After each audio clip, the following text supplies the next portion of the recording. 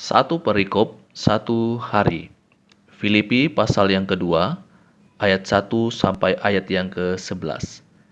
Nasihat supaya bersatu dan merendahkan diri seperti Kristus.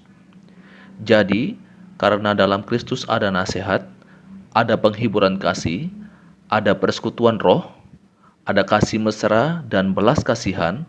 Karena itu, sempurnakanlah sukacitaku dengan ini: hendaklah kamu sehati sepikir, dalam satu kasih, satu jiwa, satu tujuan, dengan tidak mencari kepentingan sendiri atau puji-pujian yang sia-sia. Sebaliknya, hendaklah dengan rendah hati yang seorang menganggap yang lain lebih utama daripada dirinya sendiri. Dan janganlah tiap-tiap orang hanya memperhatikan kepentingannya sendiri, tetapi kepentingan orang lain juga. Hendaklah kamu dalam hidupmu bersama menaruh pikiran dan perasaan yang terdapat juga dalam Kristus Yesus, yang walaupun dalam rupa Allah, tidak menganggap kesetaraan dengan Allah itu sebagai milik yang harus dipertahankan, melainkan telah mengosongkan dirinya sendiri dan mengambil rupa seorang hamba dan menjadi sama dengan manusia. Dan dalam keadaan sebagai manusia, ia telah merendahkan dirinya dan taat sampai mati, bahkan sampai mati di kayu salib. Itulah sebabnya Allah sangat meninggikan dia dan mengaruniakan kepadanya nama di atas segala nama, supaya dalam nama Yesus bertekuk lutut segala yang ada di langit dan yang ada di atas bumi dan yang ada di bawah bumi, dan segala lidah mengaku Yesus Kristus adalah Tuhan, bagi kemuliaan Allah Bapa. Saudaraku yang dikasihi oleh Tuhan Yesus Kristus, Lembaga Alkitab Indonesia memberikan judul adalah Nasihat supaya bersatu dan merendahkan diri seperti Kristus. Dalam perikop ini, Paulus menyampaikan agar jemaat di Filipi dan tentunya juga bagi saya dan saudara sebagai umat Tuhan pada saat ini, agar kita hidup dalam kesatuan. Hendaklah kamu sehati sepikir, dalam satu kasih, satu jiwa, satu tujuan. Kemudian dalam ayat yang ketiga bagian A dan dalam ayat yang keempat, Paulus mengatakan dengan tidak mencari kepentingan sendiri atau puji-pujian yang sia-sia. Ayat yang keempat, dan janganlah tiap-tiap orang hanya memperhatikan kepentingannya sendiri, tetapi kepentingan orang lain juga. Ini berarti Bapak Ibu, ketika kita berbicara tentang kesatuan, maka tidak boleh ada namanya mencari kepentingan diri sendiri. Atau dengan kata lain adalah tidak boleh ada yang namanya egois. Tidak boleh egois. Ketika ada keegoisan dalam diri masing-masing, maka itu akan merusak kesatuan dalam tubuh Kristus.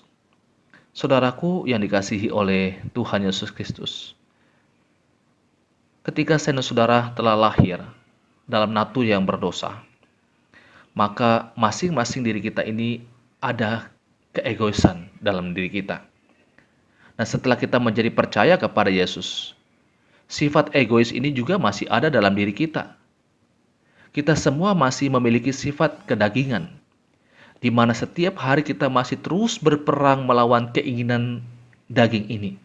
Ini fakta yang harus kita sadari.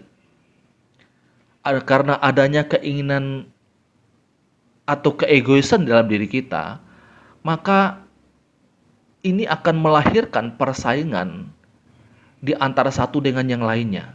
Dan ini akan kemudian melahirkan ketidaksenangan atau permusuhan kepada satu dengan yang lainnya. Nah, Bapak Ibu Saudara, sangat berbahaya sekali ketika ada keegoisan dalam diri kita masing-masing. Apalagi kalau kita berbicara dalam konteks persatuan atau kesatuan tubuh Kristus. Di mana ada keegoisan, maka di sana akan ada perpecahan.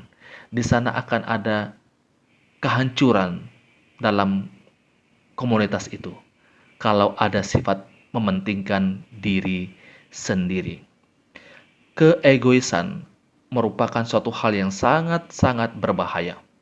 Karena memiliki potensi untuk merusak kesatuan gereja, merusak pelayanan, dan juga dalam konteks bernegara akan merusak keutuhan suatu negara ketika ada keegoisan di sana. Kalau kita berbicara dalam konteks keluarga, kalau ada keegoisan masing-masing dalam setiap pribadi dalam keluarga, maka itu juga akan merusak keutuhan dalam keluarga. Oleh sebab itu Bapak Ibu, kemudian Paulus melanjutkan kemudian nasihat ini, bagaimana kita harus meneladani Kristus dalam hal kerendahan hati. Ia yang adalah Allah, tetapi ia kemudian datang ke dalam dunia ini. Dikatakan bahwa ia tidak menganggap kesetaraan dengan Allah dan bahkan mengosongkan dirinya sendiri dan mengambil rupa seorang hamba dan menjadi sama dengan manusia. Saudaraku, sebagai Allah, ia tidak perlu taat kepada siapapun. Justru ia yang harus ditaati oleh manusia. Tetapi karena inkarnasi membuat ia taat mutlak kepada Bapa. Bapak Ibu Saudara, dari penjelasan ini Paulus ingin menunjukkan kepada kita bahwa ketika Yesus berinkarnasi, sesungguhnya Kristus sedang menunjukkan kerendahan hatinya.